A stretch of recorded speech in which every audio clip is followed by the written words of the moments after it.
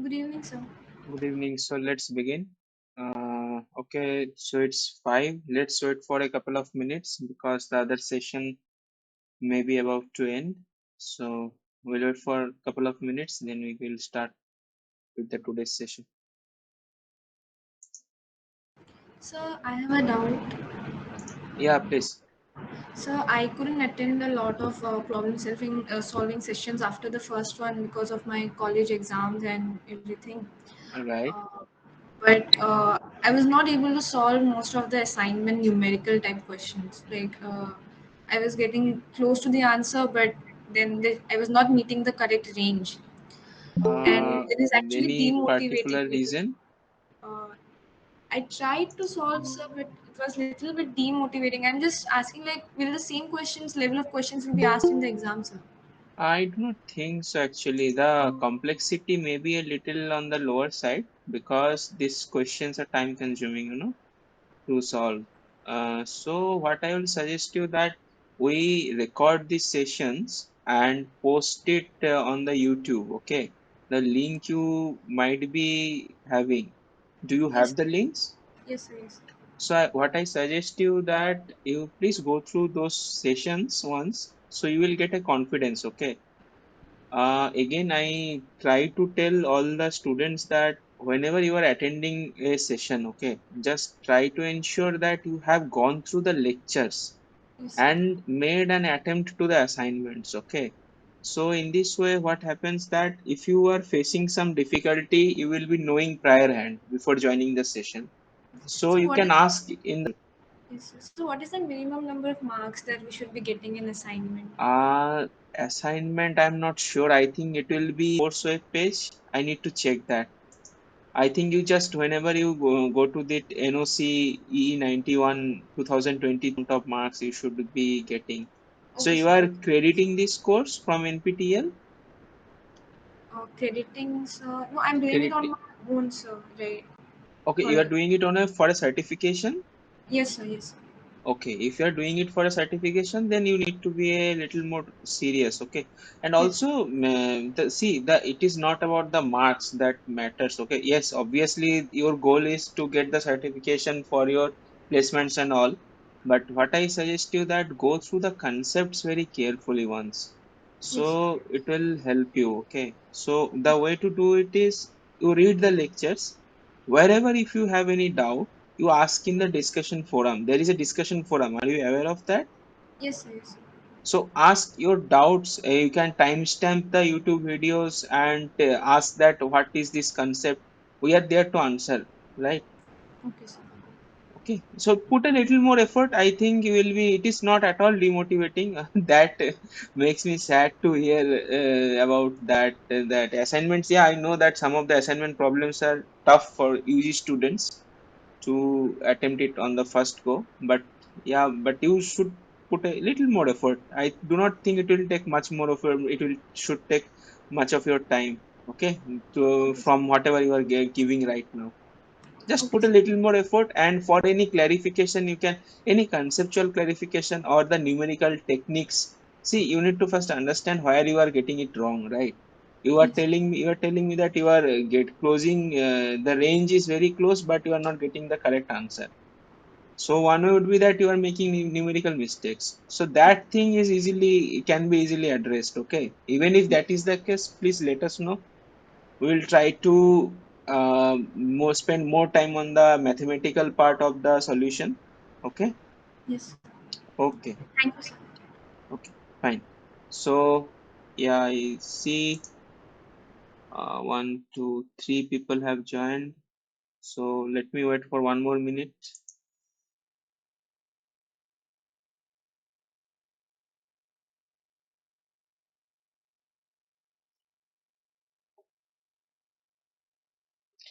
Yeah, I think we can start for the day.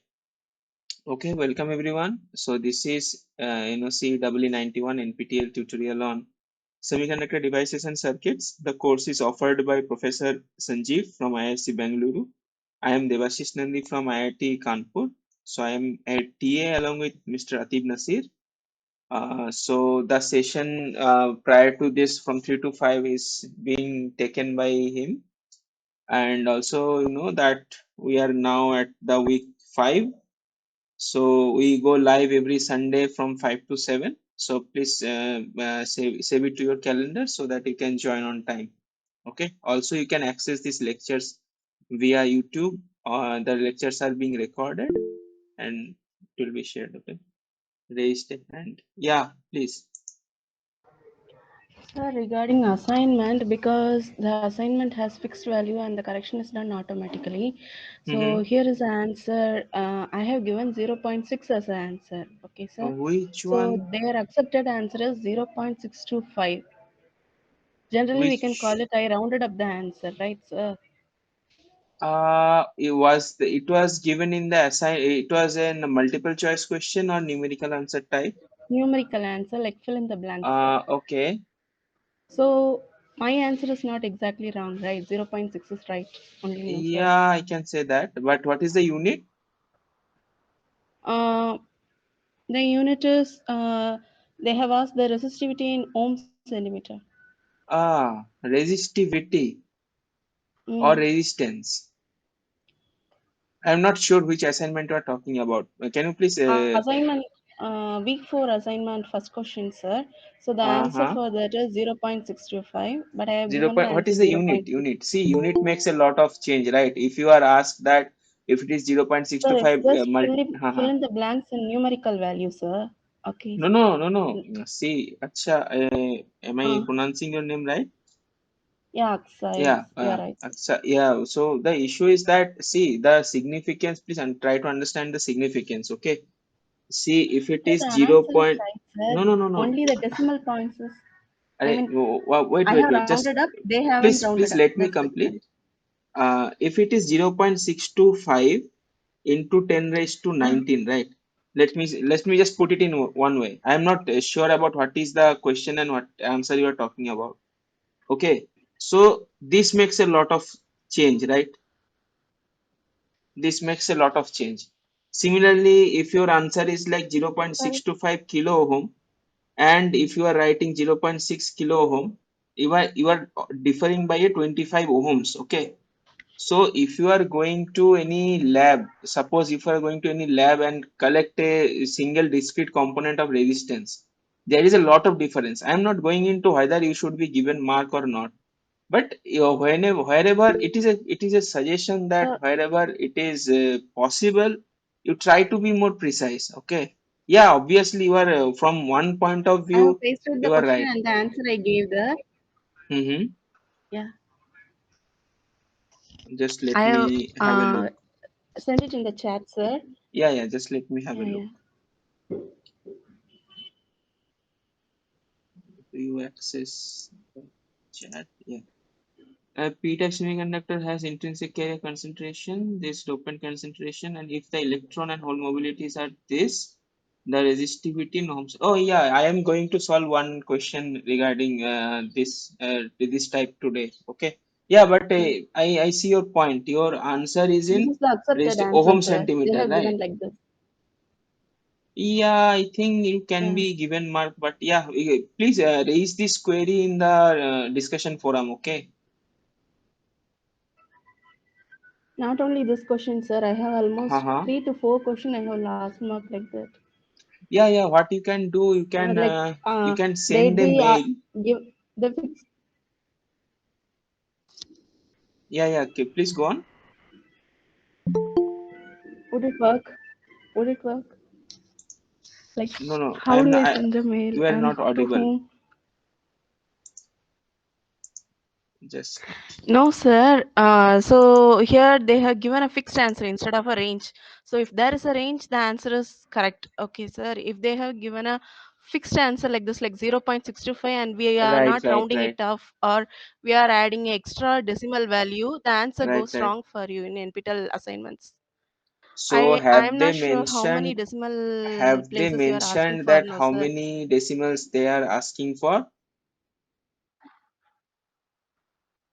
No, sir. Other Okay. See, assignments they see are what asking happens. for, they Are you are aware of the mentioning two gate decimal exam places, but format? here no mention of decimal places. Yeah, yeah, I got your point, but Yes, are sir. you aware of the gate exam pattern?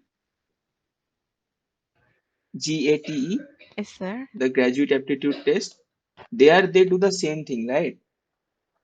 There, if you are given a particular range of value. If you are correct within that range, then they give you the mark. Otherwise, they do not give you the marks, right? So I am not sure about That's what I'm how they saying, sir. are You can give a grading. range instead of a fixed value. Okay, oh, this is a very good suggestion. I will definitely ask the NPTEL team. Okay, yeah, I got your Okay, sir. point now.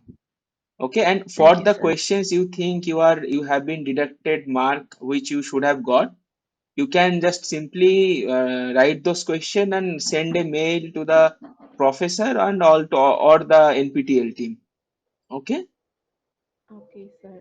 copying the Thank you, professor sir. in the mail and send the NPTEL mail that you have been deducted marks. You think that, okay, so you will get some explanation. Okay, Okay, sir. I got is it. that Thank fine? you, sir. No, I was just asking. Thank you so much, sir. Okay, okay, fine, fine. Okay, so let's begin with today's session. So this is week 5. Okay. So yeah, this is one of the similar kind of question what Aksha was asking, that some value mismatch was there in the assignment. Okay. So let me try to solve it. Okay. It is mentioned that an intrinsic silicon wafer is doped with 10 raised to 16 per centimeter cube arsenic atoms. Okay. So straightforward, we know that it is N-type doping. Okay. So it is ND is your 10 raised to 16 per centimeter cube. Fine.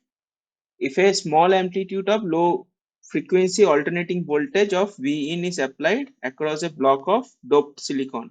Okay. So assume that the block is in cubic in nature. Okay. So what they are telling is that there is a cube of semiconductor and you are applying a alternating voltage or AC voltage along it, and you are measuring the current. Okay, let's see, this is I in and this is your V in. Okay, so they want us to find out the differential resistance. Okay, so first question would be, what do we mean by differential resistance? Can anyone volunteer to comment on that? How it is different from the resistance which we are aware of? Let's say if you have a IV characteristics like this. Okay, so this is one case. Another case is let's say this kind. Okay, Sir, is it so dynamic? sorry, can you Is please? it, is it dynamic resistance? Yeah, but yeah, right. Dynamic resistance also you can say, you can term it as, but what is that? What is the difference between the DC resistance or the AC resistance per se, or the differential resistance? We take a range of values and dynamic. Can you please be a little louder? It will So, help. is it like we take a range of values and sign? Uh, no, actually, what happens, the concept is like that. Suppose you have a straight line, okay? What is the slope of a straight line? One. No, no. If it is a 45-degree straight line, then it is one, right? Otherwise, the Yes, slope of a straight line is some constant, okay? constant. Yes. So what happens is that whatever value you take any bias point. Know about bias points? The particular DC voltage at which you are making the measurement. Suppose you are taking this bias point. Okay, so at this point you see that if you take the slope on both of this curve 1 and curve 2, it will come out to be same. Okay, let's say the inverse of slope, the slope would be, say, the 1 of R1, and at this place the slope would be 1 over R2. Okay, because I am plotting I as y axis. If I would have plot V as y axis and I as x axis, then the slope would be directly giving me the resistance. Okay, so you see at this point both of the slopes are same. Fine. So this orange thing we call it as a linear system. Okay, that means your output and your input are related by a linear relation. Okay, what about this plot? You see that it is non-linear, right? We can agree on that. It is a non-linear characteristics, input and output. So you see, if you have a nonlinear IV characteristics, which for the most of the devices we have, linear thing is, we can just make a very small approximation for a very small region. We can consider this as a linear, okay? But you say take your MOSFETs, BJTs, and all PN junctions, you will see that your IV characteristics is always nonlinear, right? In that case, you cannot say what is your DC resistance, right? That will solve you, that will not serve you any purpose. So what we are more interested in, that suppose I am taking this particular voltage value, okay, and if I draw a perpendicular line, so you see I am at two different points on two different systems, right? So the resistance at this place will have a inverse slope at this point. So your, let's say this is point A, this is point B, slope at point B for system 1, it will be, let's say it will remain same, right? Because it is a straight line, it will remain 1 over R2 equal to 1 over R1. And what about the slope for curve 2 or the pink curve? It will be different, right? Let's say it is 1 over R2, it will be different and not equal to 1 over R. Let's say, okay, let me be clear with the nomenclature. 2 1, right? It is, let's say it is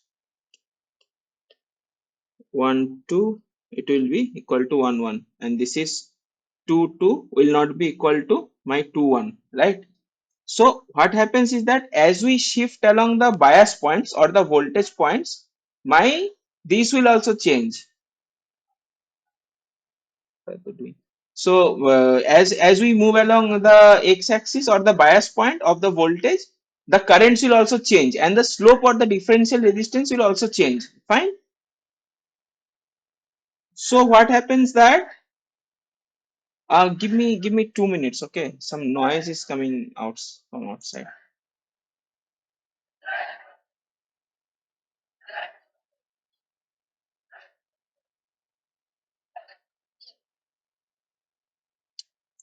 Okay, apology for that. Okay, so what happens is that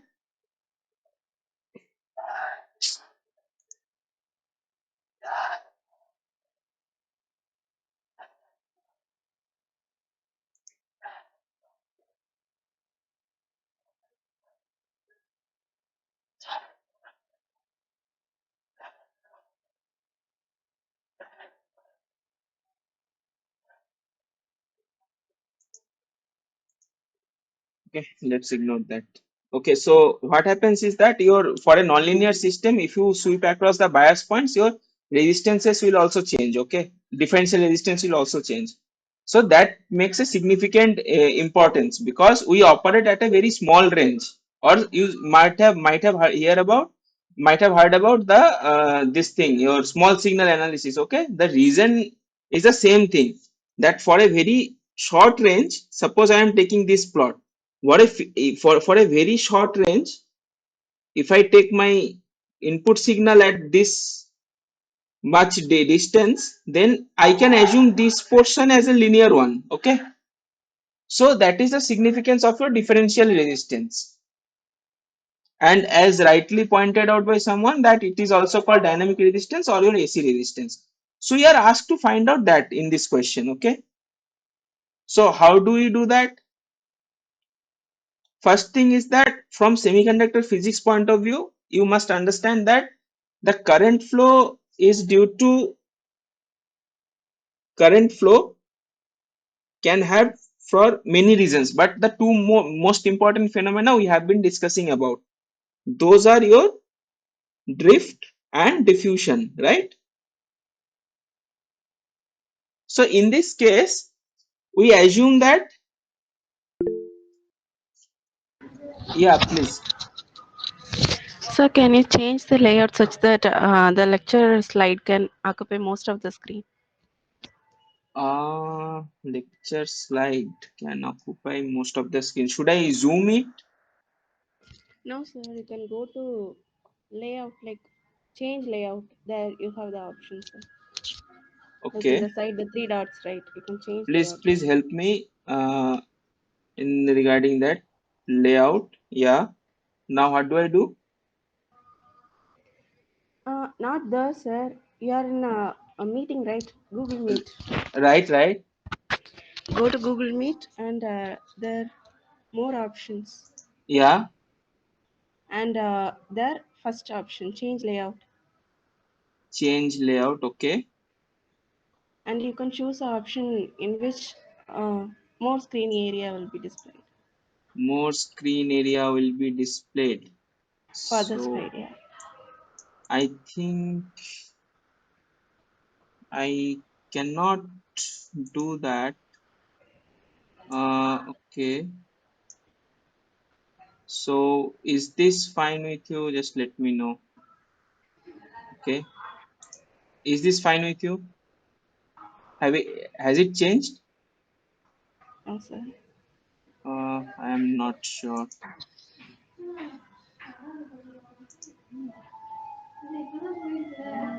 Change layout.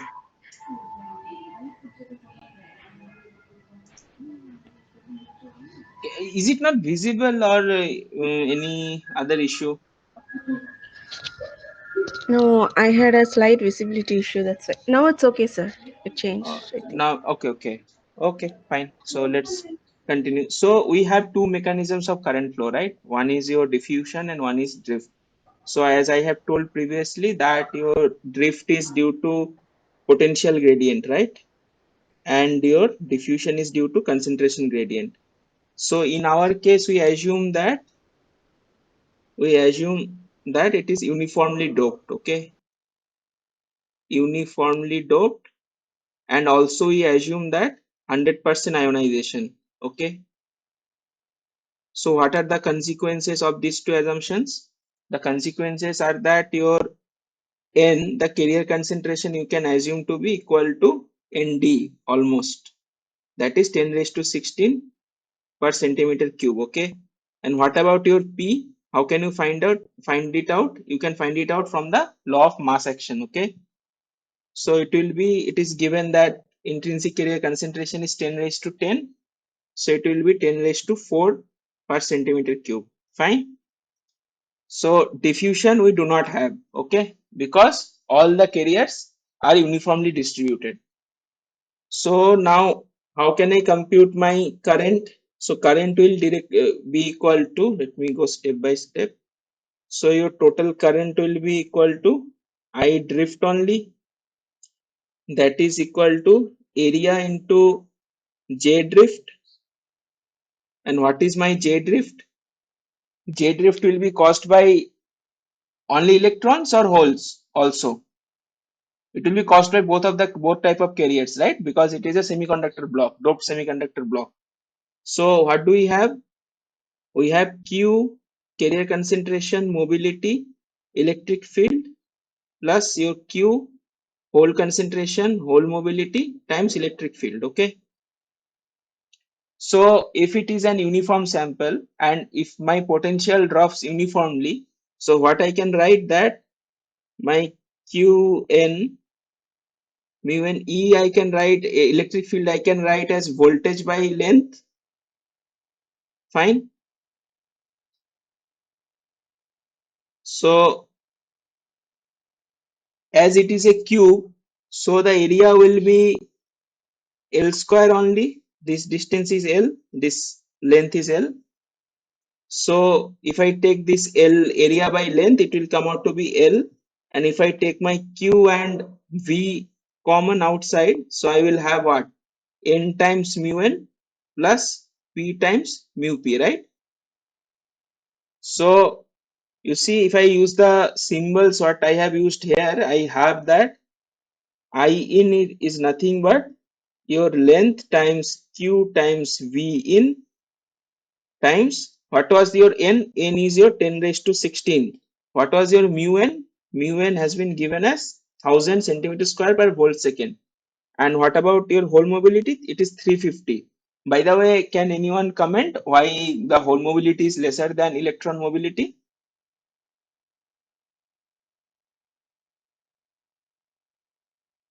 Anyone? I know you all know this. Just take a quick revision. Why the hole mobility is lesser than electron mobility? N-type Because of its higher semiconductor. effective mass. Because of higher effective mass. Why does it have higher effective mass?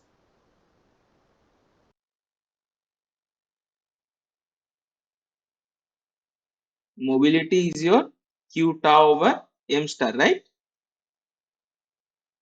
So M star of holes is greater than M star of electrons. That's why mu of holes is less than mu of electron, right? But why does this happen? Anyone like to comment?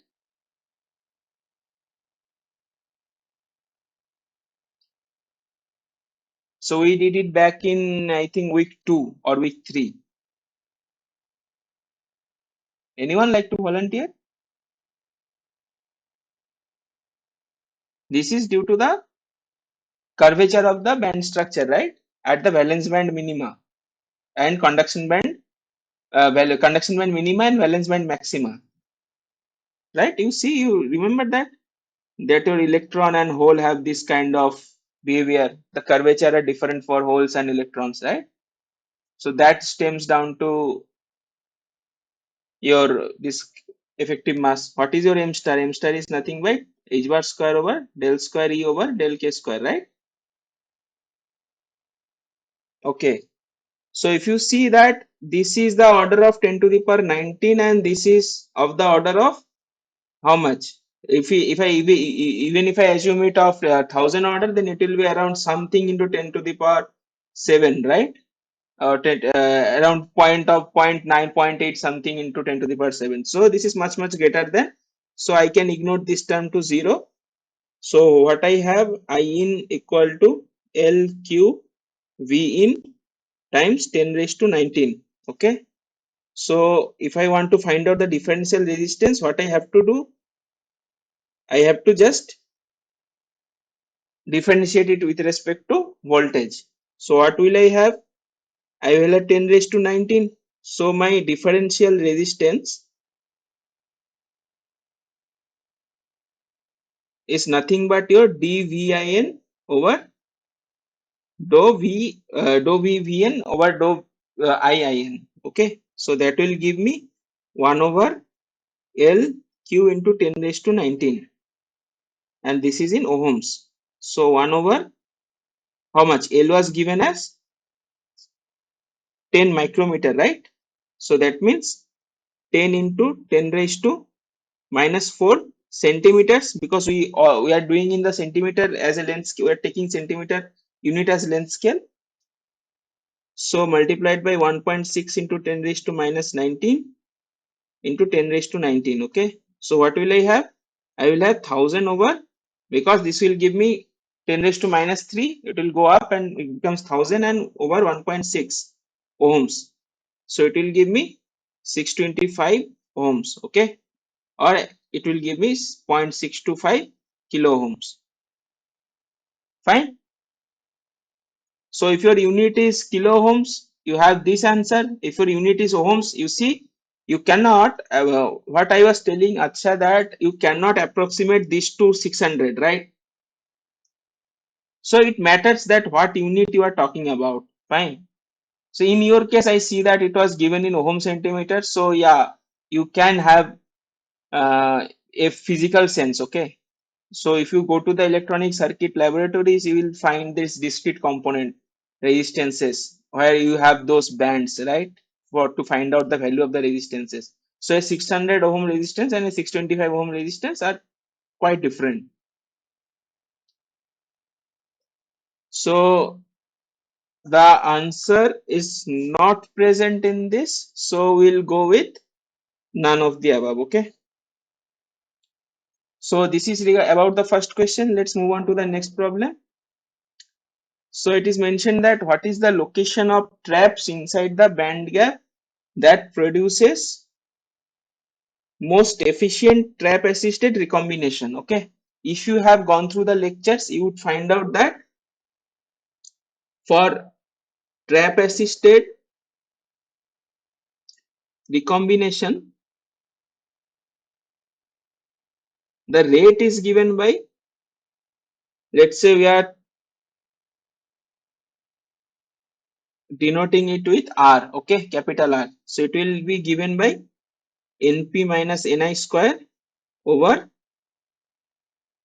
N plus N1 times tau P plus P plus P1 times tau N, okay. You don't need to remember this kind of formulas, okay. I think in your exam, this big formulas will not come, but even if you need to have a feel about it, okay.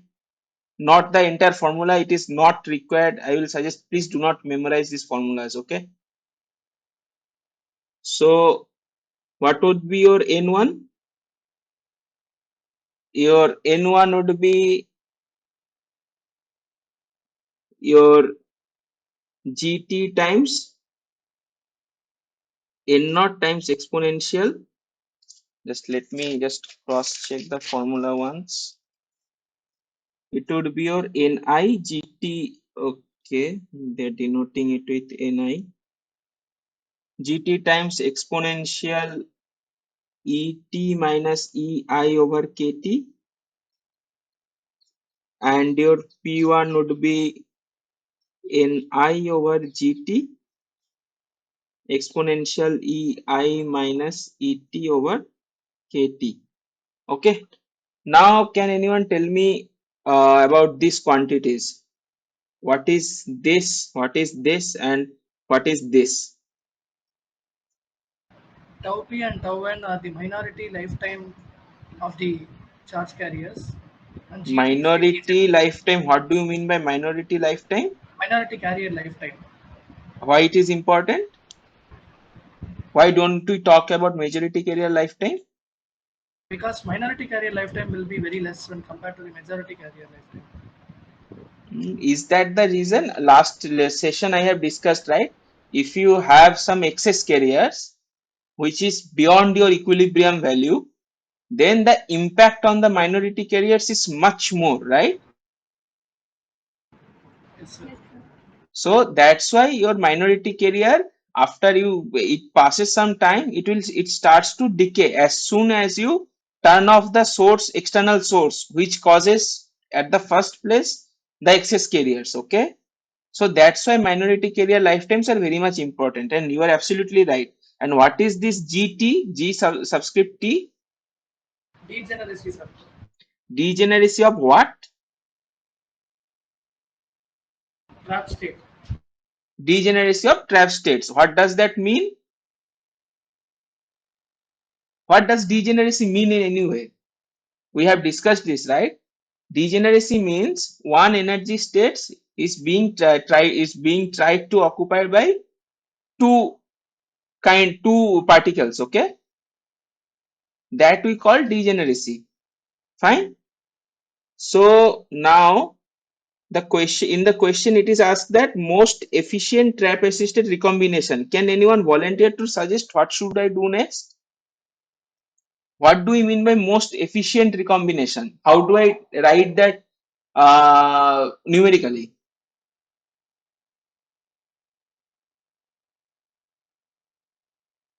Most efficient recombination. Okay, so that translates to numerically. What should I do with these are given? Okay, let me say that these are given. Now you are told to find out most efficient recombination. So what should I do? I should maximize my recombination rate, right? I should maximize my recombination rate. That means the recombination rate is much higher and I am having most efficient recombination. But to maximize any dependent variable, I need some, with respect to some independent variable only, I can maximize something. Okay. So what is my independent variable here? I have told that with respect to what is the location of the traps inside. Okay, location of the trap, that means I have been asked to maximize R, the recombination rate, with respect to trap location or ET in the band gap. Fine. So what do I have?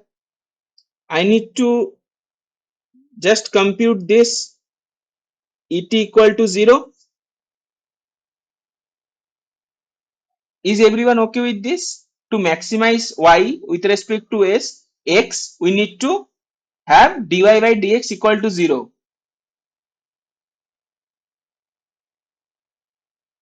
Everyone okay with this? Anyone can unmute and comment.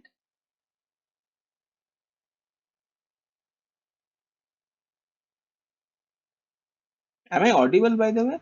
Yes, sir. Yes, sir. Okay. By the way, why do you do that? To maximize some quantity, why do you If take the derivative and make it 0? we find the maxima and minima points through the Yeah, derivative. but why do you do that? Yes, Suppose you have a maxima, right? yes, sir. So again the same concept. You can take the same thing concept, right? Differential resistance, same concept. Let's say you take the derivatives. Okay. So what are the derivatives?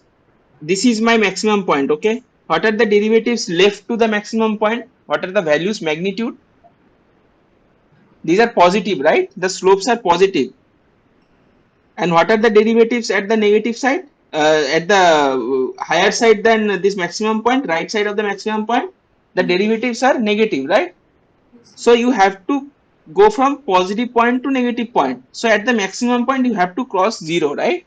So that's why we take this value as 0 at maximum point. Same goes for minima also. Okay. Okay, sir. Okay, sir. Okay.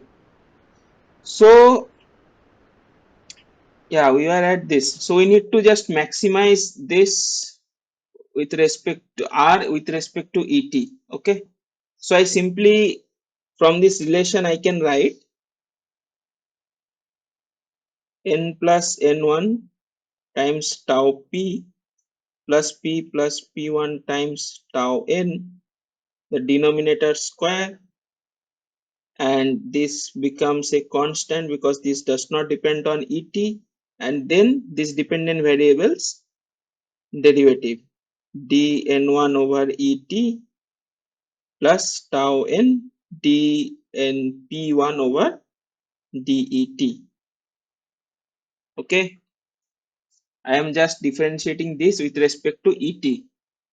Okay, you remember this, that f of y of g, if I differentiate df of dg, it is nothing but df of dy and then dy of dg, right? The same thing, chain rule I am using here. So I see that directly I can write from this tau p into dn1 over det plus tau n dp1 over det equal to 0. Fine. Now what is my dn1 over dt? So this quantity I want to differentiate with respect to et. Okay, so I have gt, I have ni exponential ei minus et over kt multiplied by 1 over kt. This should be equal to this, I am taking at right side, so minus tau n, and then differentiating this quantity with respect to et. So what I get, ni over gt exponential ei minus et over kt, and then minus 1 over kt, right? This minus and this gets cancelled, And also it is mentioned in the question that this means degeneracy factor GT I should take 1, and minority carrier of holes and electrons are equal. That means tau P is equal to tau N. Fine. So under that consideration, I can cancel these two out. GT becomes 1. I cannot cancel, I am not cancelling it in that sense because GT is equal to 1, right? So, and Ni I can cancel. Fine. KT I can cancel. So what I am left with, EI minus ET over KT is equal to exponential. This is your ET minus EI, right? Writing it wrong. This is ET minus EI. And this is EI minus ET over KT. So from that, what we can write? That ET minus EI is equal to EI minus ET. So your ET would be equal to EI. And what is the location of your EI? Near the band gap center. Okay. So this would be your right answer, near the middle of the band gap. Fine. So this formula in exam you can ask for, or it will, this type of question may not be given, but this is just to show you how, what do you mean by the recombination and how. By the way, you know how this formula is derived. Please see lecture for the derivation of this formula. Okay, there are many types of recombination mechanisms have been discussed. Okay, and this is you will find in the trap assisted thing, trap assisted recombination. By the way, qualitatively, can anyone tell me why the trap center should be at the middle?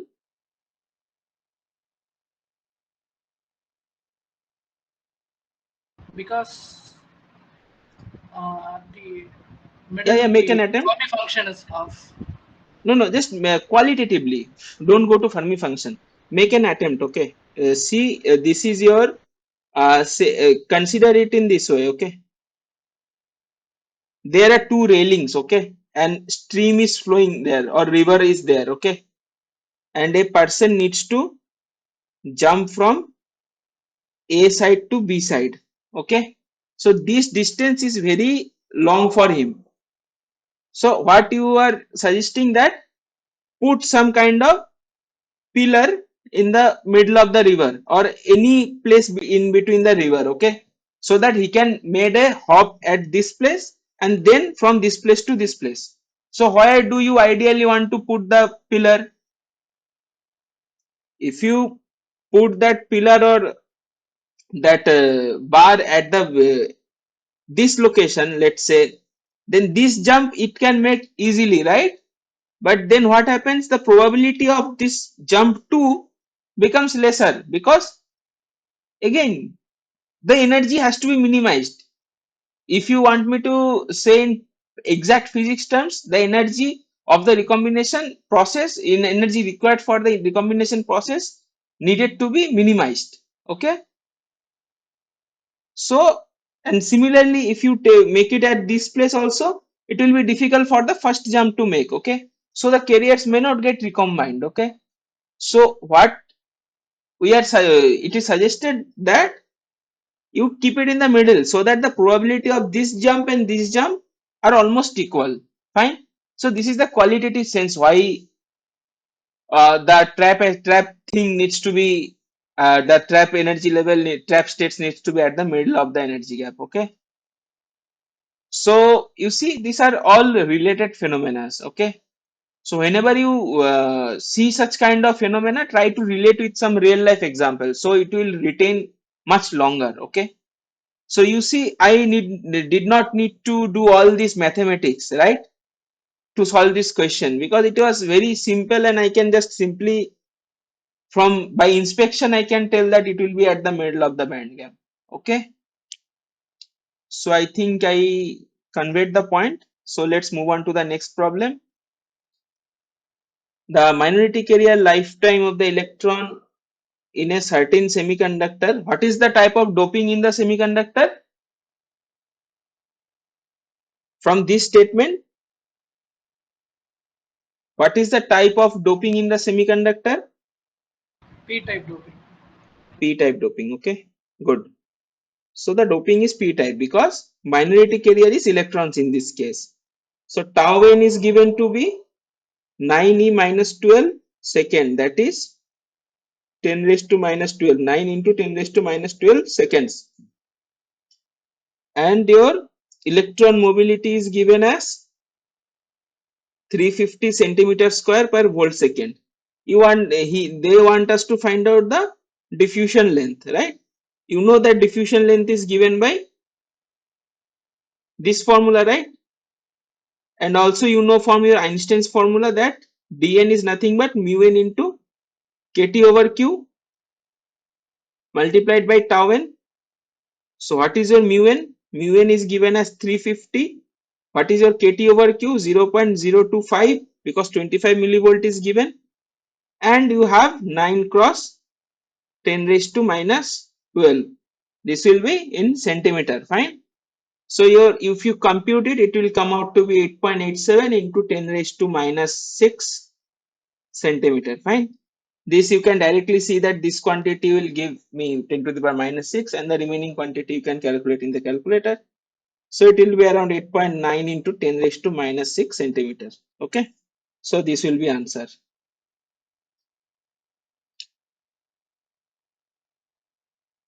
So you see that minority carrier lifetime is related to your minority carrier diffusion, right? And the length over which, by the way, what is diffusion length in physical sense? Can anyone tell me what length it is talking about?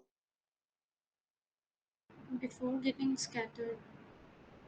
No, I do not think it is quite right. Can anyone make another attempt, or you can make another attempt? It is the length over which the excess minority carriers reduced to 1 over E, right? Okay, sir. Please go through the lectures again, okay? Okay, sir.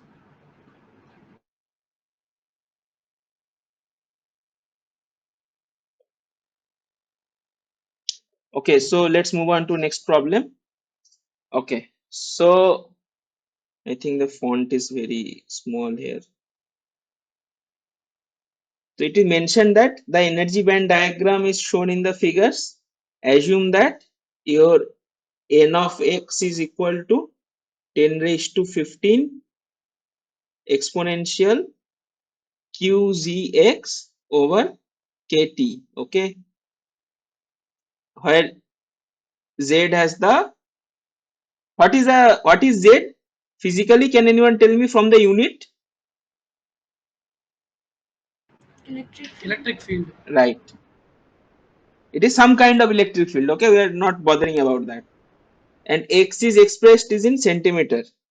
Given this thermal voltage, diffusion constant, Einstein's relation, they want us to find out the current density. Fine. So the electron current density, can anyone tell me what is the formula for electron current density? Current are caused by two components, so Jn drift and Jn diffusion. So what is Jn drift? Q mu n n electric field plus Q dn and the gradient of carrier concentration, electron concentration. Fine. So what do I have here? So this Jn is a function of x, and where does this function coming from? This is coming from this and this also. Fine. Someone wants to join.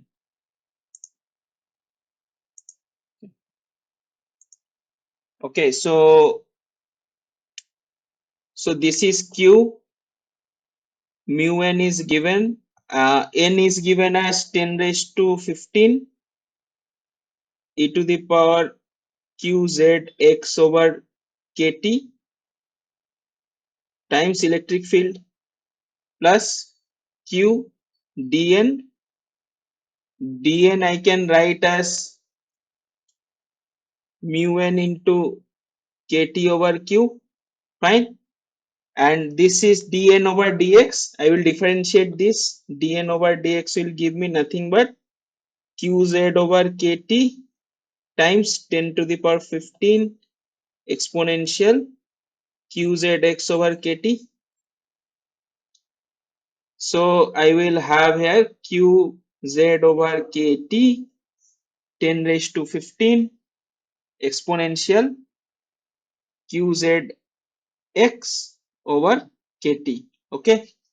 So my jnx would be this kt by q, and this kt by q gets cancelled. So I take common this q mu n 10 raised to 15 exponential qzx over kt, and numerically I am e plus z, right?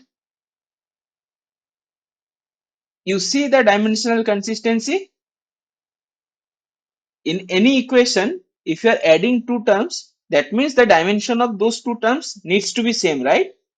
You see the electric field, you know that z is also some kind of electric field, so the dimensional consistency is present here. Okay, so what is electric field? How can I compute from this Venn diagram? Electric field is given as 1 over q into dec over dx. This we have discussed earlier. So your electric field would be 1 over q into this slope of this. What was the slope? Minus 0.1 electron volt per centimeter. This electron volt will get converted to volt, and E will be 0.1 volt per centimeter, minus 0.1 volt per centimeter. Okay. What is the direction of the electric field? Right to left or left to right? From the Venn diagram, anyone?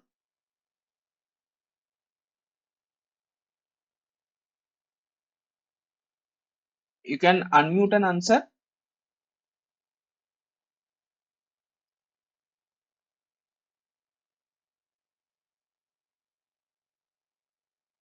What is the direction of the electric field?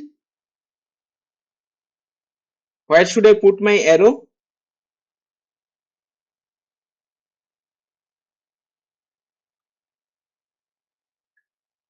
Anyone? So right to left. Right to left, right? Okay. So you see your Z is given as 0.1 and electric field has come out to be minus 0.1. Okay. So this will create a 0, and the entire thing multiplied by 0 will give you Z and X is equal to 0. Okay. Independent of the position of X. So we are asked that at X equal to 0, what is that? So if it is true for all the location, then Zn at X equal to 0 will also be 0. Okay. Ampere per centimeter square. Fine. So you see that none of the option is right. So D will be your correct answer. And also you can find out from the fact that, by the way, what you can conclude from this?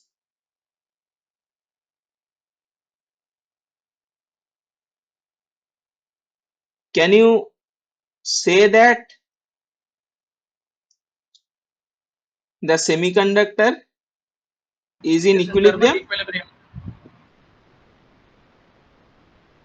Can you say that?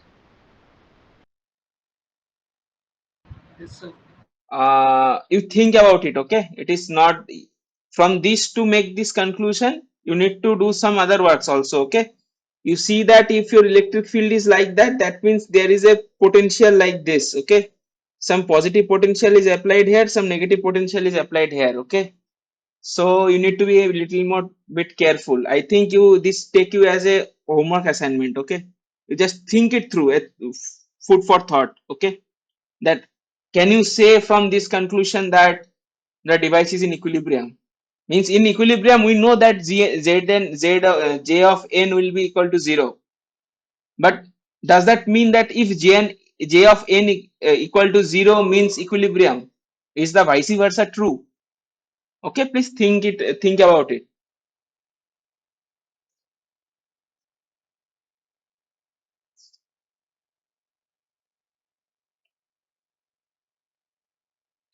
Okay, so let's move on to the next problem.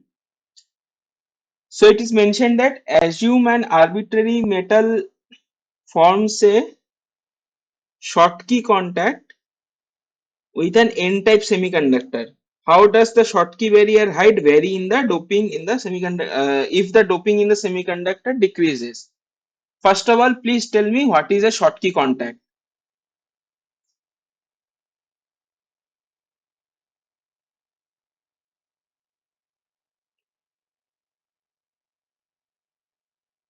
Anyone? It is a contact created between a metal and a semiconductor, Mm-hmm. wherein for an N-type semiconductor, wherein the work function of metal is greater than that of the N-type semiconductor. No, that is your definition in from the formulas, right? But what does Schottky contact and Ohmic contact actually means? By the way, what is Ohm's law? V equals to IR, right? Isn't that the Ohm's law? Or your Yes, sir. VD is equal to mu into E. This is also your Ohm's law, right? Yes, sir. So what happens is that you expect that if you apply some potential, your current to flow. Okay. For that, suppose you have a energy band diagram like this. This is your EC. So electrons at this place have to travel to this place. Okay. But you see the electrons see a barrier. Okay. This energy barrier it needs to overcome. For overcoming this barrier, it needs certain amount of voltage till which it will not produce any current. Okay. So this kind of energy barriers where they are present, this energy barrier is much greater than your thermal voltage at that room temperature. This kind of carrier the things are called your Schottky contact. Okay. And what is ohmic contact? If this barrier is very manageable, then whatever voltage you apply, you will get some carriers to get transport over this barrier. Okay. So then your Ohm's law kind of thing, when you apply some voltage, current should immediately start to flow, will be valid. So those kind of contacts are called ohmic contacts. Okay. So the tool to analyze this kind of barriers or junction, I would rather say Schottky junction or metal semiconductor junction, the most effective tool is the band diagram. Okay. I know at your undergraduate days you are most afraid of the band diagrams. You will feel more comfortable with the equations and all. But believe me, once you know what is what in the band diagram, it will be piece of cake for you to understand all the junctions. Okay, and take it from me that junctions are everywhere in the semiconductor devices, from metal Schottky contact to even if you make let's say if you have a semiconductor bar. Okay, we are telling that we will apply some voltages, right? How will you apply this voltage? This is some metallic wire, right? At this point there is a metal semiconductor junction is forming. At this point there is a metal semiconductor junction is forming. So these kind of junctions are everywhere, and as the device dimensions are going down in the nanoscale region or microelectronics in microscale region, this contact analysis became very important. Okay, so let us get started with the analysis of rest of this session will be devoted to analysis of the Schottky junction. Okay, metal semiconductor junctions.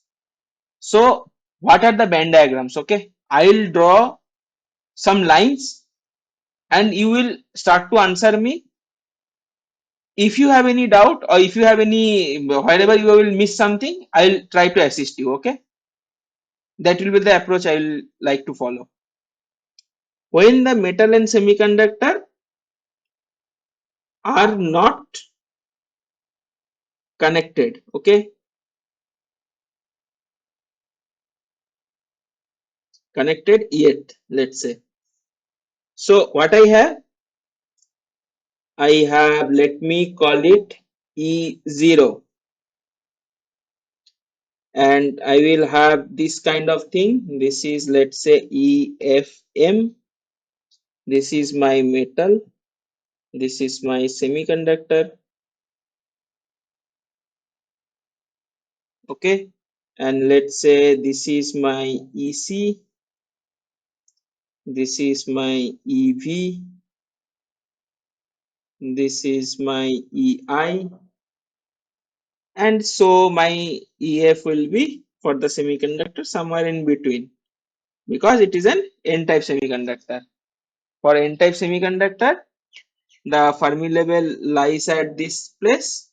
For P-type semiconductor, it lies between this range. Okay, so now tell me what line represents. Okay, I am this some distance I am marking. Okay, let's say, let's call it Q phi m. Let's call it Q psi. Let's call it EG. Okay, let's call it Q phi f, and let's call it Q phi s. Okay, please tell me what are these quantities. Q phi m is the work function of the metal. Wait, hold. Q phi m is the Work function of the metal. work function. Okay, work function. What is the work function of a metal? Now tell me that.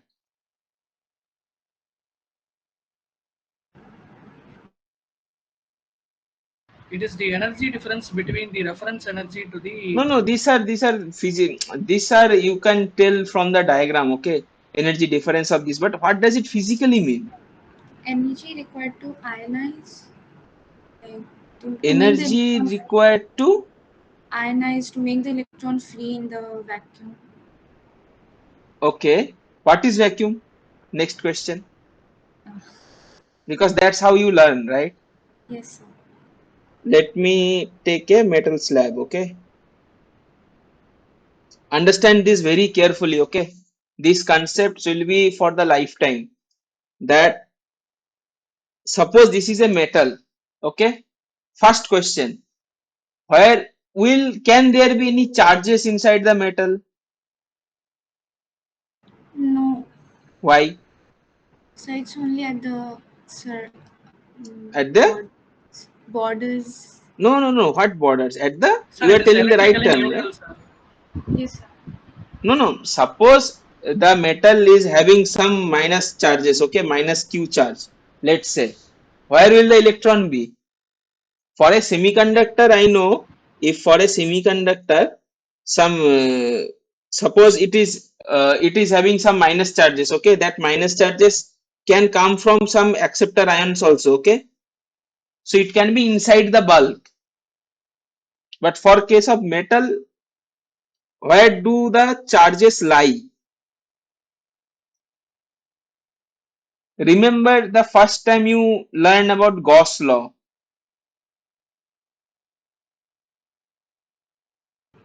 If you have a metallic sphere, right, where will the charges be? Can the charges be inside the metal, or it will lie on the surface only? Surface. Why? So we have an agreement that the charges will lie at the surface only, okay?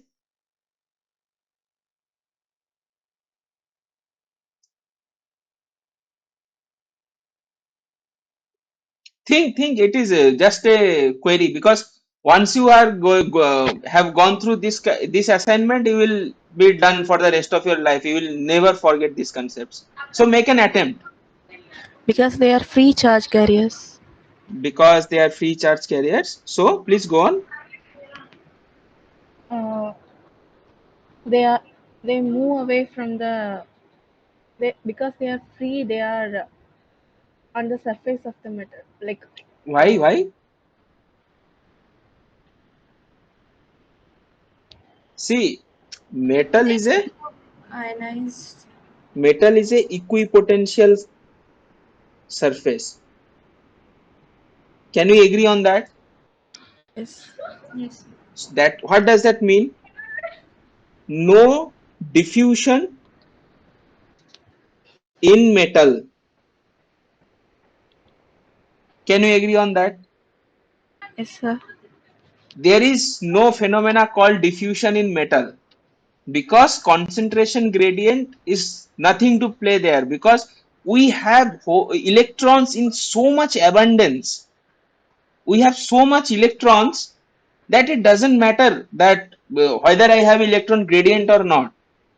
Suppose in a semiconductor, electron gradients means you say 10 raised to 19 to 10 raised to 10. Okay, there is a gradient. But in metal, you will find out that it is from 10 raised to 26 to 10 raised to 22. Lots of electrons are there. So those gradients doesn't matter. Okay. So first thing is that there will be no diffusion. That means, what does that there will be no diffusion means? That means the metallic surface has a uniform distribution of the carriers. That means charges don't accumulate at the metal surface. It spreads equally. And what does that mean? That the potential of the metallic surface will be equal at all places. If you take a metallic ball, okay, and if you put a positive charge outside it, it will have negative charge. Some negative charge will be induced there, right? For the positive charge to stay at this place. So that negative charge is equally distributed at the surface of the metal. So are we clear? Sir. So metal is an equipotential surface. Okay. First point. Work function of metal is the energy required for the energy required in the metal for the electrons on the surface to move out of the metallic surface, right? And what is that vacuum called? See, this is my metal, okay? This red block is my metal. So this point just outside the metal, just outside the metallic surface, is also a vacuum. This point far away from the metal is also a vacuum, right? Ideally, this should be considered as a vacuum level, which is far away from the metal atoms influence. But what we mean by vacuum level in our course is this level, okay? This is called local vacuum level. Similarly for semiconductor also, what do we mean by semiconductor vacuum level? It is nothing but just outside the physical semiconductor. That energy level we are talking about vacuum level or the local vacuum level, that is defined by this E0. Okay. So as Bhagmita has said that the energy required for the or Srihari has told that energy required for the electron to move from this place to this place. Okay. That is called the metallic work function. Fine. Okay. Now tell me one thing. So Q5FM, you have told that it is a work function. So where does the conduction band lie in case of metal? Metal has no So there is conduction no band or conduction valence band. band. Let's think that the electron, what is the concept of conduction band? Concept of conduction band is that wherever the free electrons lie, right? Wherever the free electrons lie, which takes part into the conduction. That is my conduction band. So for Yes. metal, what is the conduction band? If EF. I say Electrons that are there is a present conduct, everywhere. Fermi right? level. If I say that metal has a conduction band, let's for the time being, let's say that metal has a conduction band. So where should it lie? Easier. At its Fermi level. Sorry, At its Fermi level, it should coincide. at its Fermi level, right? By the way, what is Fermi level? I have mentioned this a couple of sessions back. What is the physical significance of Fermi level? Please don't tell me that it is the half probability at this temperature and that temperature of finding electron here and there. What is the physical significance of Fermi level? Srihari was there in that lecture, if I can remember. Crossing which the electrons goes to the wider potential well. No, no, no, no. See, Fermi level significance is that it is the average electronic energy of the system. In metal, for each atom, almost 1 to 2 electrons are there roaming around as free electrons. Okay. So the if you take the average energy of the electrons, that Fermi level lies in the conduction band because those are free. So remember this thing that Fermi level denotes average electron energy in the system. Same goes for semiconductor also. This is sacrosanct. Okay. The average electronic energy of the electron has to be is called Fermi level, and at thermal equilibrium, what is the significance of Fermi level at thermal equilibrium?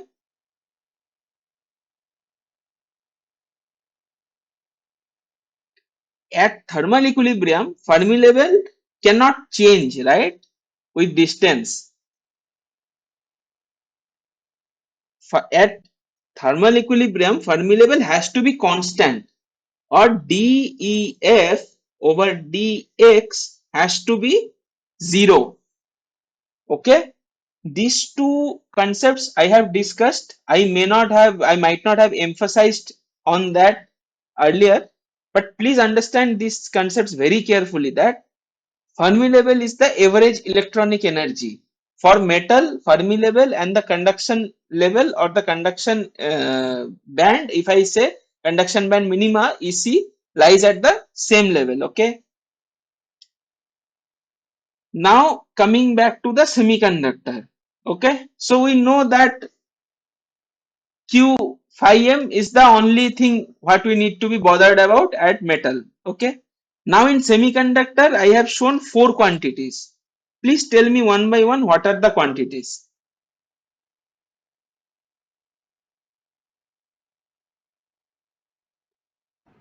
Q files is the work function of semiconductor. Good.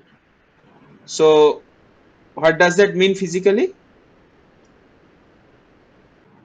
So energy required to move the electron from the it's the same.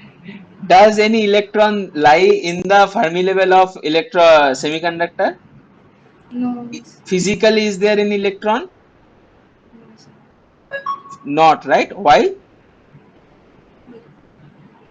Density of states at Fermi level No, is zero. no, because no, density of state at conduction band Because minima is electrons 0. have moved to the conduction bands No, already. no, no, no. See, simple concept. Why does the Fermi level lie in case of semiconductor? It lies in the energy band gap, right? Yes, sir. In the energy band gap, you cannot have any electron. I am talking about no impurity, no by the way, no impurity, no trap states. Okay. So Yes. in energy band gap, electron has no significance. So Fermi level of a semiconductor is a fictitious quantity, but it provides me the average electronic energy, because I have electrons, lots of electrons here also, which takes part in conduction through in terms of holes, the absence of electrons, and electrons here also. Okay. So the average electronic energy is your EF. But that does not mean that at EF I have any electron. Okay. So Q phi s is just a fictitious quantity. Okay. It is just synonymous to the metal, but exactly not the same, because in metal you have electrons at your Fermi level sitting. Fine. So Q phi f is same as work function of semiconductor, though physically it does not make any sense. There is nothing called semiconductor work function. Okay. Physically there is nothing semiconductor work function, but we will make our life simpler with the concept that it is the energy difference from the average electronic energy of the system of semiconductor to the local vacuum level energy. Okay. So work function of the semiconductor. Okay, fine. This quantity is done. Then three quantities still remaining. Please tell me. So Q size is the electron affinity. Q, Psi, this quantity. yes, sir. Q chi is it is called Electron affinity. electron affinity. What does that mean?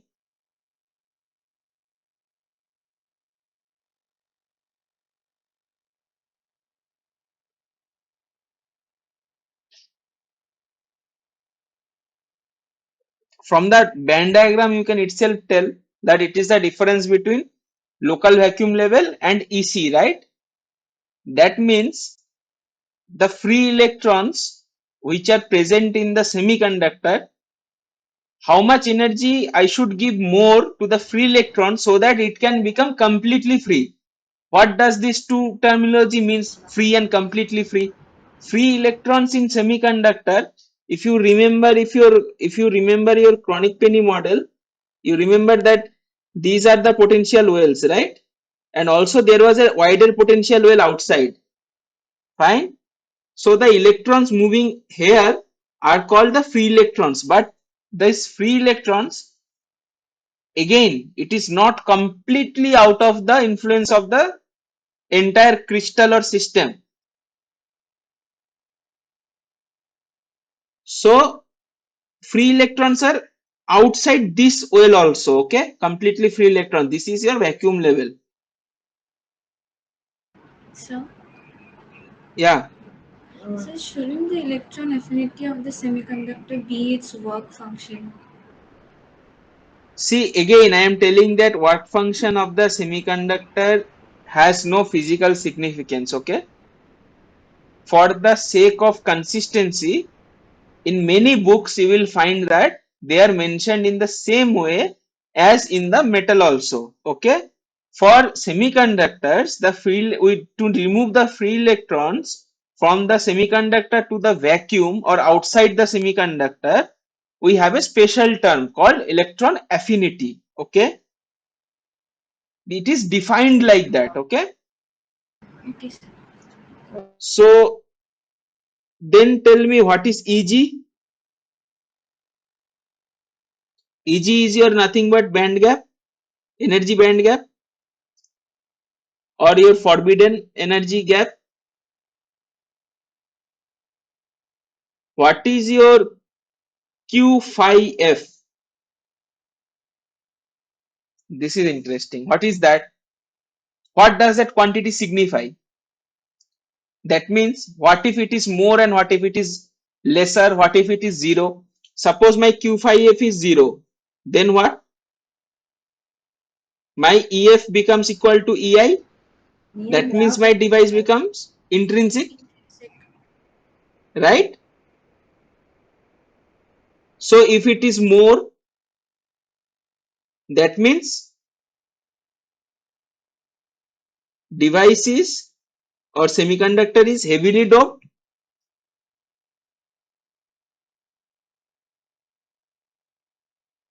heavily doped. So suppose your EF is lying here. Say this is EF2. Two devices I have. One case EF is as shown in black and another case EF2 as shown in blue. So in what case the doping will be higher? EF2. EF2, right? So this is called, actually, this has a terminology. This is called your bulk potential, okay? This is called bulk potential, Q5F. And how do you compute that? You remember that your under complete ionization, you have N equals to ND, that is your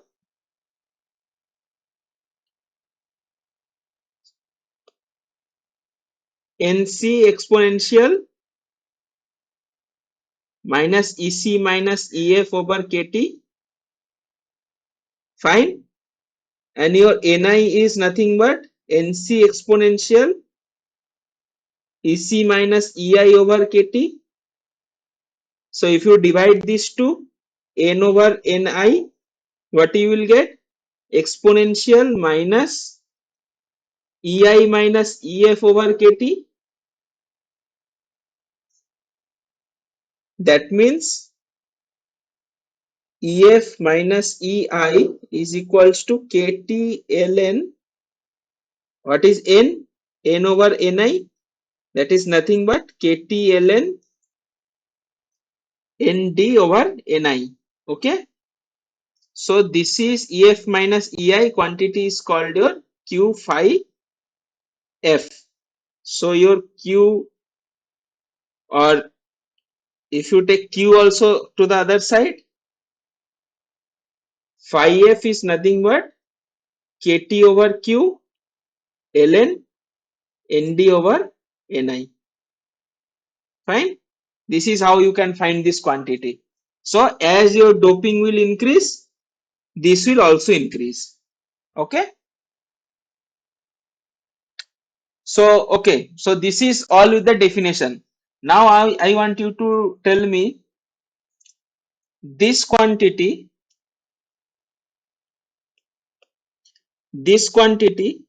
and this quantity. Okay. And let me take this quantity and this quantity separately. Under various dopings, what will change and what will not change? Let me say, let me put it in a way.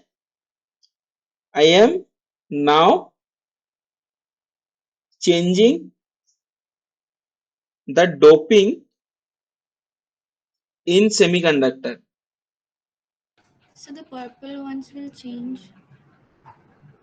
So Q5S and Q5F, and I have Q chi and EG.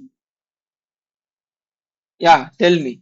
So purple ones will change, okay? This will change and this will not change. That means it is intrinsic to silicon or semiconductor, right? This depends on doping. Why so? Because doping change my Fermi level position with respect to the EI or EC or E0, right? So if my Fermi level changes with respect to doping and other energy levels keep constant, then what happens? That these two quantity, electron affinity and the band gap, these are the property of the semiconductor and this won't change. But these two quantities will change. Fine. Is this point clear to everyone? This is the Yes. most important point in band diagram. Okay. So if this is clear, now we are set. Now just let us connect these two together. Okay, so remember what I have been telling about now. When the metal, case A is when the metal and semiconductor are not connected or contacted yet. They are two separate entity. Now by some metallurgical means we are contacting them and see how things will evolve. So case B is, let's say, contact between metal and semiconductor.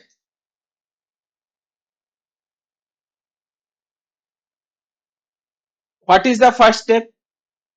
What is the first line I should draw? Fermi level. No. Before that also I should draw one line. Vacuum. No. Should I draw some line in the horizontal plane or vertical plane also? Junction. Yeah, first thing is to draw the junction. Okay, so let's say this is my MJ. What is MJ? Metallurgical junction. Okay, or the physical junction I would say. Okay, now what line should I draw? And I am assuming that after contact, by the way, after physically, let us think. Two different entity we are connecting together. Okay, and what is the first thing it should have? It should have some energy balance such that the entire thing becomes in equilibrium, right? So first thing is that thermal equilibrium. So what is the condition in thermal equilibrium? The condition in thermal equilibrium starts with the fact that I have a constant Fermi level, right? Yes, sir. My electrons, holes, whatever the entities, they will change among themselves, they will recombine, they will shift, they will diffuse. But ultimately, the average electron energy in the entire system has to be constant. Otherwise, I would have a current flow. But at thermal equilibrium, I do not have any external sources connected to that, so that I have a net current flow, right? I do not have a net current flow. So my entire Fermi level for the entire system. Now this becomes a system. Okay. Earlier metal was a separate system. Semiconductor was a separate system. Now when I am referring for case B, the system is MS, metal and semiconductor. Okay. So these were, okay, just let copy it and for the reference. So what was the first line I have drawn in case of case A when those are not connected? The first line I drew is that vacuum level, right? Why did I draw that first? Because I have to start with some some reference energy, right? And I have chosen, when my two systems are not connected, I have chosen the reference to be vacuum level. Why do I do so? Because I have told you that if this is your metal and this is your semiconductor block, just outside here and here does not matter. Similarly, here and here does not matter. Okay. So whatever the energy level at these two places, the vacuum energy for these two separate systems, I can take a constant value. Okay. Because infinity plus 2 or infinity minus 2 doesn't make a sense. It both are infinity. So first thing after the system is formed is that my system it will be at thermal equilibrium, so my Fermi level will be constant. Okay. Now let me draw away from the junction. Okay. Far away from the junction, there is no interesting stuff, because at the junction there will be all the interesting phenomena will be going on. So far away, I can assume that my this semiconductor and metal are behaving like same, whatever they are in when they are disjointed. Okay. So EF I have drawn. So EF, I will have an EI here.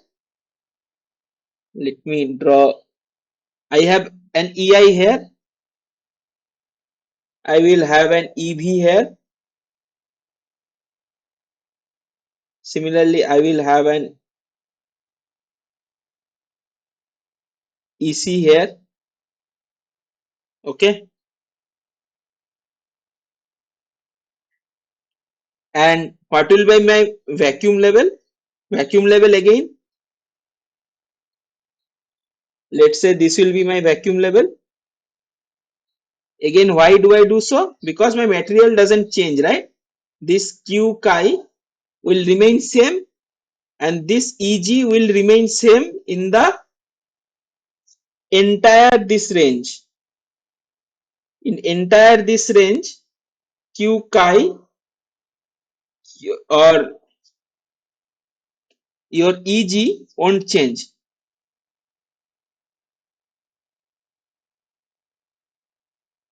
Fine. This won't change. Now what happens? What should I draw next?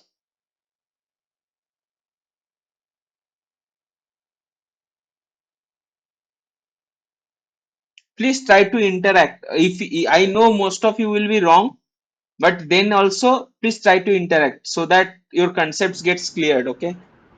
Sir, will we see which material will donate electrons or give gain No. electrons? From the band diagram point of view, what should I do next? See, the next step is I need to have a constant vacuum level. Why do I need to have a constant vacuum level now? Because you see, my system is now complete, right? Say this is my metal and this is my semiconductor. Okay. Now the vacuum level what I am talking about is just above this metal and semiconductor, and for this vacuum level it has to be same, or this vacuum level has to be continuous. Otherwise, if I have a discontinuity, let's say if I have some vacuum level like this, if I have it this here and let's say other I have vacuum level here, so what will happen at this place? At this place my derivative of E0 will be what? Delta, some kind of delta function, some constant into some kind of delta function. Let's say this is x equal to 0. So it is some kind of delta function will be there. So that means what does this quantity means? This quantity means there should be some infinite amount of electric field that is not physical, right? So next step is this cannot be possible because infinite electric field is not possible. Okay. So my this line has to be continuous, E naught. Next step is to make my E naught continuous. Okay. Now let us take 2 or 3 cases. Okay. In one case I have it is like this and there will be no discontinuity, but it will have like this. In another case I will have till this and I will have till this. In another case, okay, just let us take 2 cases. In one case my bands in the metal doesn't bend. This is called, this phenomena is called band bending. Okay. So my band in metal doesn't bend in case of black curve, but in case of red curve, my band in the metal also bends. So can you tell me, it is very difficult actually at this stage for you. Can you tell me what is the correct way to go about it? Black curve. Why?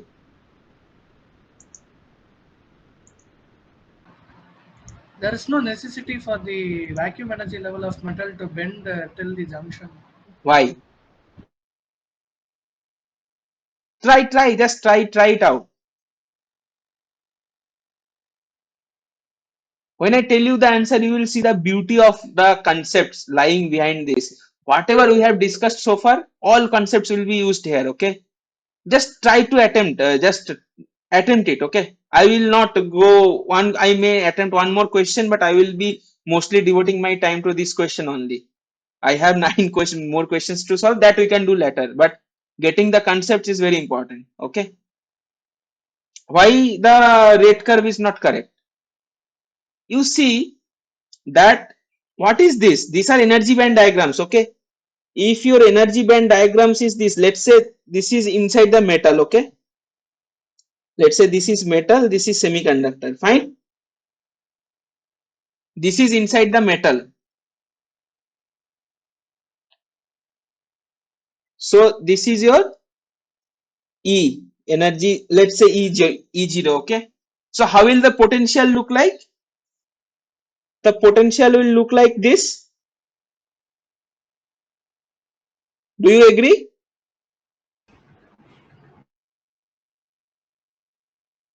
The electronic energy, we are in the electronic energy plane, so the potential will look like just opposite, because I have told you, right, E equals to Q of phi plus some offset E0. Let's say E0, let's say EC, some EK, let's say some constant,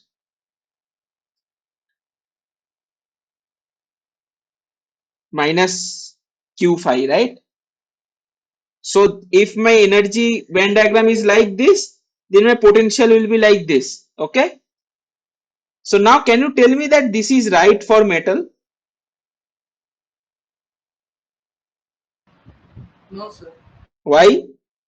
Work function is constant for a metal, and it is a material property of that metal. Work function is a constant for metal. Why?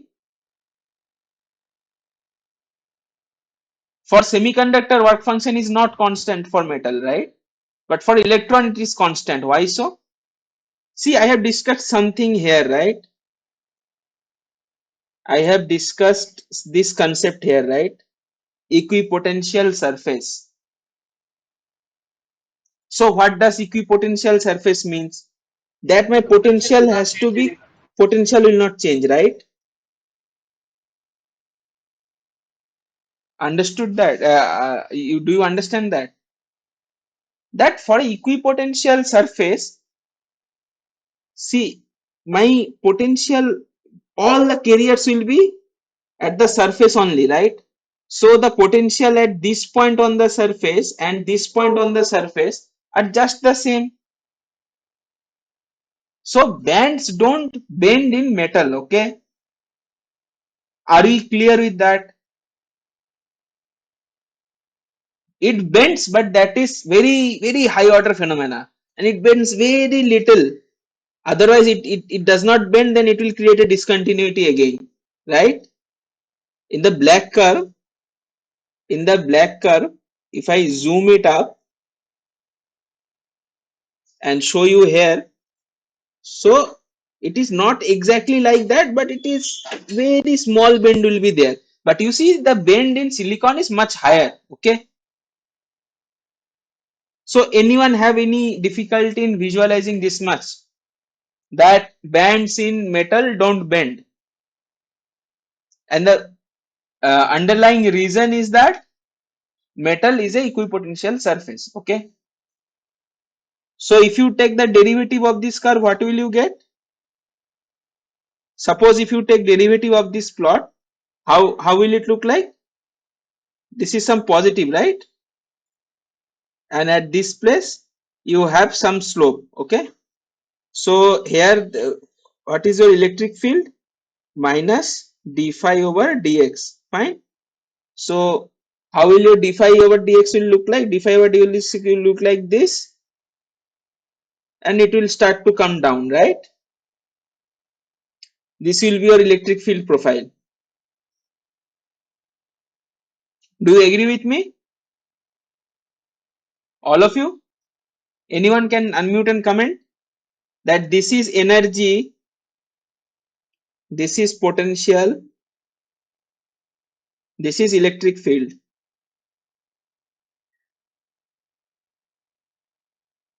Anyone has any difficulty visualizing till this?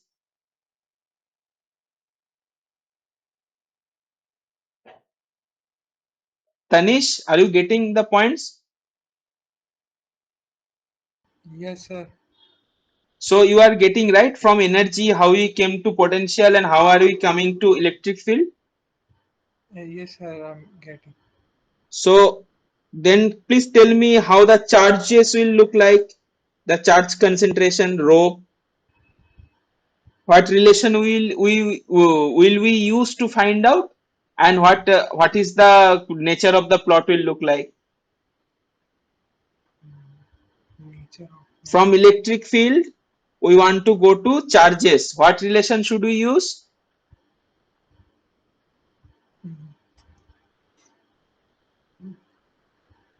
So I relation, yeah. What Of kind of relation you have?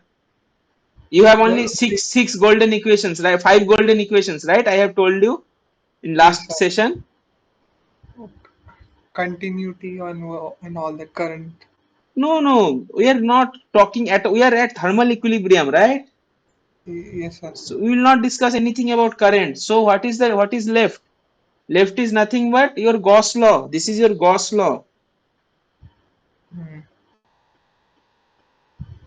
So you should be able to go from any energy band diagram to potential, to electric field, to charge density. Okay, it is just another order derivative. So if I just take it as a straight line, this much, so how it will look like? It will just look like something like this. Is it not? Derivative of this,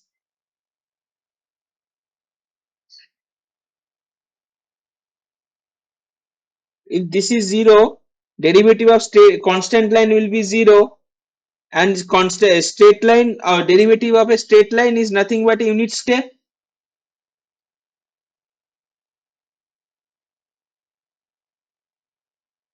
I am not sure whether I am trying to convey the message or not. Can anyone confirm? Are you getting these points? Yes, sir. So you see, if you are getting till this much, in metal you have potential has to be constant. Fine. If potential has to be constant, then electric field has to be 0, because it is a derivative of that. Potential constant in metal, electric field 0 inside metal, or 0 across 0, let's say in metal, meaning this direction, this direction. So if this is 0 electric field, derivative of a 0 is also 0, so charges will also be 0.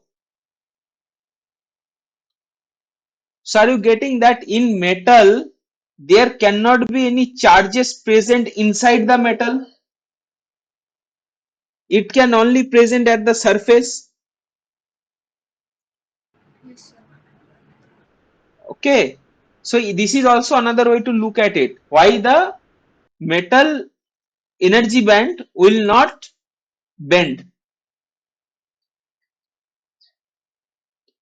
So let me just remove all this. So let me use this.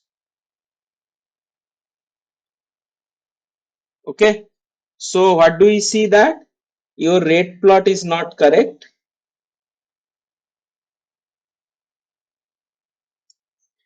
So now tell me, how will EC behave? from this condition in this entire region, right? In this entire region, my Xi will not, Q chi will not change, right? That means my electron affinity will not change because it is a material property. That means this will also follow this, and at this place also the difference between these two will be Q chi. At this place also the difference of this will be Q chi. At every point it will be Q chi. Are you getting it? Why the EC will bend? Similarly, the energy band diagram at this point will also not change. This quantity will also not change. This will also be your Eg always, because this is also a material property intrinsic to the semiconductor, doesn't depend upon the doping. Fine. Similarly, your EC will also change. Sorry, EI will also change. Fine. So you see that your bands bend upwards when you make the equilibrium between metal and semiconductor junction. Now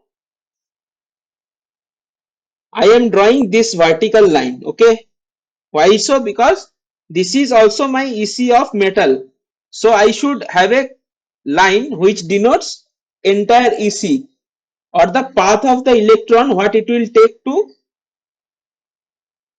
travel if it has to have a conductivity or a directional conduct, or I would rather say electron should flow from one place to another place. Okay, so now see, if I have an electron at this place sitting and it wants to move at this side, will it be able to do so easily? It will not, right? It is seeing some kind of barrier over here. Similarly, electron sitting at metal, will it be able to move this side? It will not be, right? Because it is seeing a larger barrier, right? This barrier it is seeing. So what is this barrier? This barrier we called as Q phi b.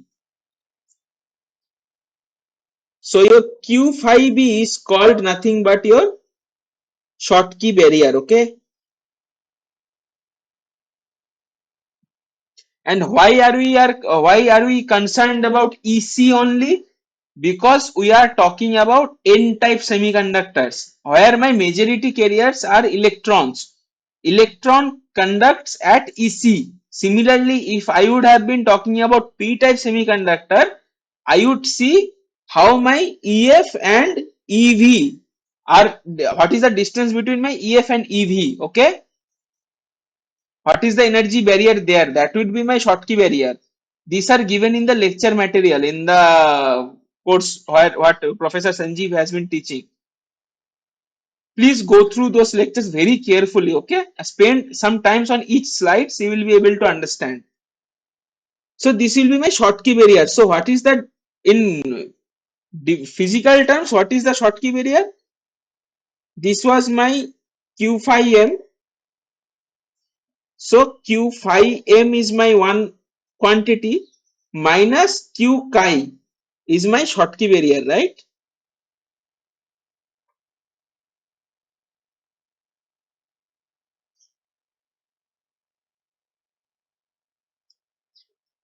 Okay, so this barrier is called your Schottky barrier. Now tell me from the question that if the doping in the semiconductor decreases or let's say increases, what will be the effect in Schottky barrier? Can anyone comment?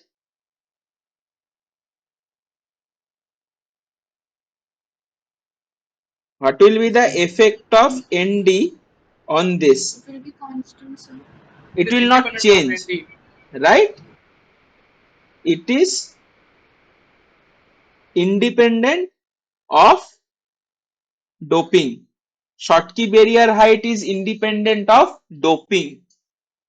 That means this quantity and this quantity both does not change with doping, right? So the subtraction will also not be changing with the doping.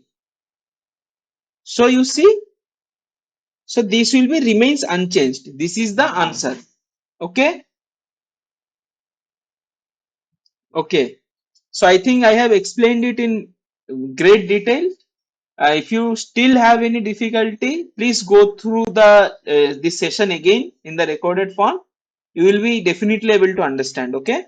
So now, if I give you some kind of doping concentration and some kind of metal, you will be able to draw the band diagram. Are you confident enough? Yes, sir. So first step is that consider them separately. Draw the band diagrams. Then make them in equilibrium. EF constant, and obviously first put the metallurgical junction vertical line. Then take the condition that E naught has to be continuous, and also we have a condition that your E naught at metal will not change because metal is a equipotential, it is an equipotential surface, and the other bands EC, EB will follow my E naught, right? Why? Because my Q chi and EG will not change. These are material properties. Okay. Then you will be able to draw the other diagrams also. Okay. Other lines also. So now let's move to the next question. An arbitrary metal is deposited on a lightly doped n-type semiconductor. Work function of the metal is much higher than the work function of the semiconductor. Which of the following steps will make the metal semiconductor junction an ohmic one? Okay, good question. First thing, we will draw the band diagram for a MS contact, metal and n-type semiconductor. So again, I am directly now drawing the entire system. What I will do first, I will do write metal here, N semiconductor here. I will put a vertical line.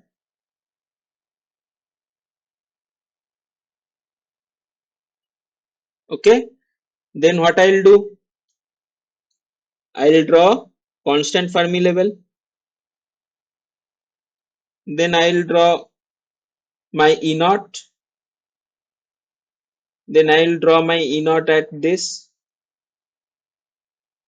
and I will draw my EC at this, EV at this, EC, EF, EV, E naught. Fine. So this line I will extend to here, and you know that it will bend, right? It will bend and it will bend. Okay. So this is your metal E naught. This is your EF. So by the way, if I have to draw in this line, let's say, let me take some other color. Okay. So if I have to draw the question was that what happens to the doping of the semiconductor decreases, right? That means what happens to this? My EF will be somewhat at high, doping on the semiconductor decreases, right? EF will be at somewhat lower, right? This will be my new EF2. So it will be aligning to my EF2. The Fermi level has to be constant. EF2 will get aligned, and what happens? My EC will be at a higher place,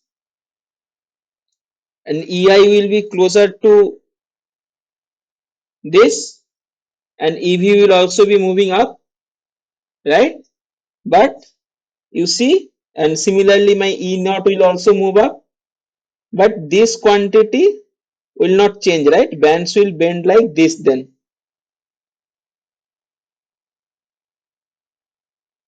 These points do not change, okay? And similarly, so your EQ5B will also not change. This is the implication on the lower doping, okay? just for you to understand, just for the sake of completeness.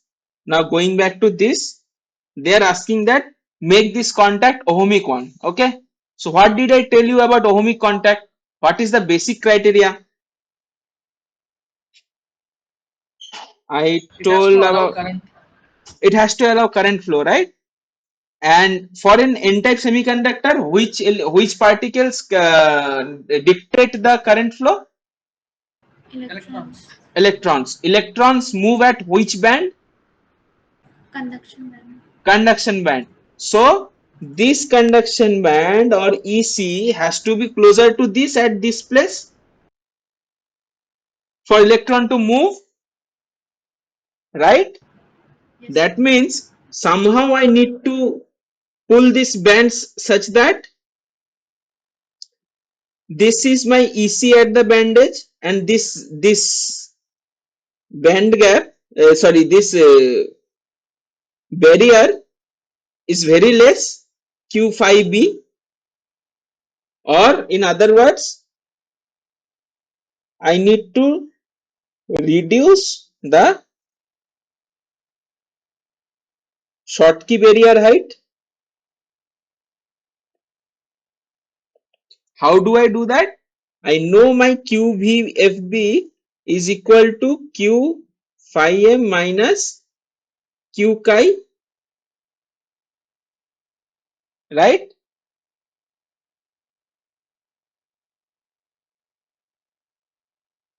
Okay, but I need to pull my EC towards this. So what is the way to go about it? So we can do We can, try doping the semiconductor so that Fermi level shifts. yeah, we can try to dope that, but in which direction we should dope? So one suggestion is uh, So we can try we doping. can dope the semiconductor. Fine, good suggestion. So our goal is to bring my EC closer to EF, right? Yes.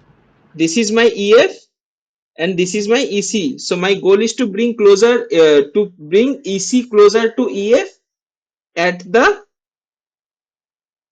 junction end, at the junction or at the ML, metallurgical junction.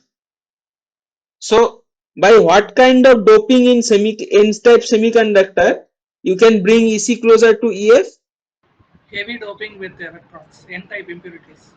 Why do you say so? Because as we dope heavily, the more number of electrons will be present in the conduction band. Right. So if you dope heavily, your EF shifts towards EC, right? We have just discussed, right? If you dope heavily, why did we discuss that? Yeah, from this equation, right? From this equation, if you dope heavily or if your this increases, then this distance has to decrease, right? So heavily doping N-type near the junction. Okay. So doping the semiconductor heavily or degenerate doping with N-type impurity. Okay, it seems the first option is right. By the way, what do you mean by degenerate doping? So when the Fermi EC level minus EF is is very large than close 3 to kT. conduction band. One second. This is EC. This is EV. Let's say N-type. So where should I draw the Fermi level for degenerate doping? At EC or above EC. Above EC. Very close to EC, sir. Very close to EC. So do you have any idea what this distance, what is the range of this distance for which we call it degenerate doping? use logic, whatever you have learned so far. By what quantity we measure the distance among two energy levels, nearness of two energy levels.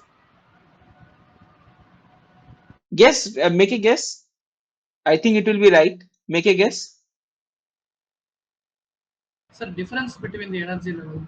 Right, difference between the energy levels. If we want to mention that two energy level difference between two energy levels are very small, what do you use generally? What comparison? That my EC minus EC should be less than. 3 kT. Right, exactly. I told you, right? It will be, you will be able to answer that on the first case. So if your 3 kT or 4 kT, 3 to 4 kT, it is lesser than that at room temperature, then it will be, we call it degenerate doping. Okay.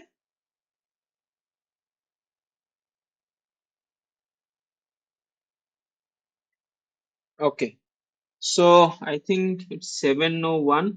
So do you want me to do this problem, or I think it will be better because latter problems are formula based, right? So I will derive the formulas at this problem.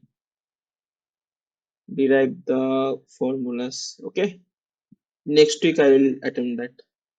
Next week I will complete this and try to solve more questions on this, but this will take very less time once you know these concepts. Okay, deriving the formula, this problem I need some time. I'll explain in detail, and later problems are just formula based. Those you can solve in 5 to 10 minutes. Okay, once you know how to derive the formula and what are the band diagrams you should be able to do.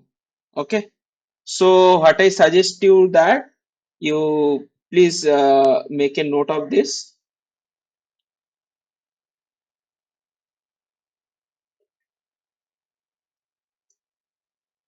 Repeat this diagram and compute Q5B. Compute and show Q5B for P-type MS junction. Okay. You can refer the lecture for this, but I think it will be a good exercise for you. And if you do it today itself, tonight itself, you will not forget this for the longer time. Okay, so try to do it tonight itself. Okay, this is a suggestion, or you can say that this is a request from me, that please do it for a p-type semiconductor. Okay, it will help you. Okay, so will you do that tonight? Just make an attempt. Okay, take a blank white sheet and try to draw the, it's just drawing lines. Okay, so that's all for today. So any feedback or any questions you want to ask? Am I going very slow? You all guys know these things, or is it fine that I explain things in detail? Can you please comment? And or if you want me to solve, cover a more range of problems faster, that also I can do. I will then skip this integrities. Okay. Going into this good, sir. We can cover more concepts that way. Okay, okay. I also think in the same line, but I wanted to just know because the participants in the discussion sessions are constant. Okay, you guys only join. I do not know while 9,000 or 2,000, whatever. I do not know. There are some thousands of people has enrolled for the course, but 10 people at max are joining these sessions. So okay, so please try this one. Okay, it will help you. So the Okay, request would be to yeah, have diverse problem in session 1 and session 2 because both session has same problems. So yeah. it's What repetitive. happens? Yeah. Yeah, that we understand, but that is the way how it works. Okay, I cannot comment on what he has been saying, or he can, because we do not have the communication with the professor itself. Okay, this is the way the things work, because we are supposed to cover some quantity which we are assigned to. Okay, that we are covering now. If there are, suppose for in my last semester I have taken some basic electronic circuits from Professor Patil. There we were 4 TAs, right? 4 days consecutively, the same problems are being discussed, but the approaches are different. Okay, so what I suggest to you that if you feel that the same thing and the same concepts are being repeated, then yeah, Atif is from my lab only. So yeah, we can discuss and share something between us, that if we can accommodate some different problems, that is a good suggestion. But I don't think it will be we'll be able to do drastic change. Okay, but yeah, I we will consider this, and maybe we'll see. I will be more going into the concept side, or maybe he will go show some more numerical problems, or the vice versa. Okay, Yes, sir. so I will What talk to I Atif. was Yeah. asking is same problems as like Okay, different you are values asking about that. different types. That's why. That's what I'm asking. That's it. Same problem, different values, numerical Not values, values. I mean different types. Say different here we concepts, have right? P type and N type. Different Oh, types. okay. That's what. Yeah, yeah, yeah. I think that I can do. Yeah. Okay, let me have a discussion tonight with Tatif, and yeah, definitely from next week we'll try to accommodate some different problems. Okay. Thank you so much, sir. Yeah. That is a good suggestion. Thank you. And anyone else have any suggestion or comment to make? Please let me know if I am going fast, slow, or any improvement you want from my side. Okay.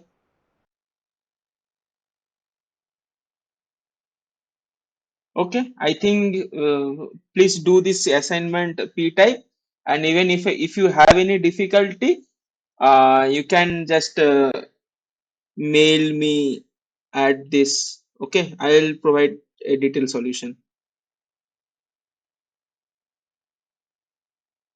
Okay, this is my email ID. You can drop a mail asking that you are enrolled for this course and you have difficulty in solving this particular thing. I will just check that whether it is given in the assignment or not. Even if it is given in this year's assignment, I will not solve that. I may guide you with the concept, but otherwise I will be able to provide you some solution. Okay, I think that will be a good thing. Okay, thank you everyone for your time.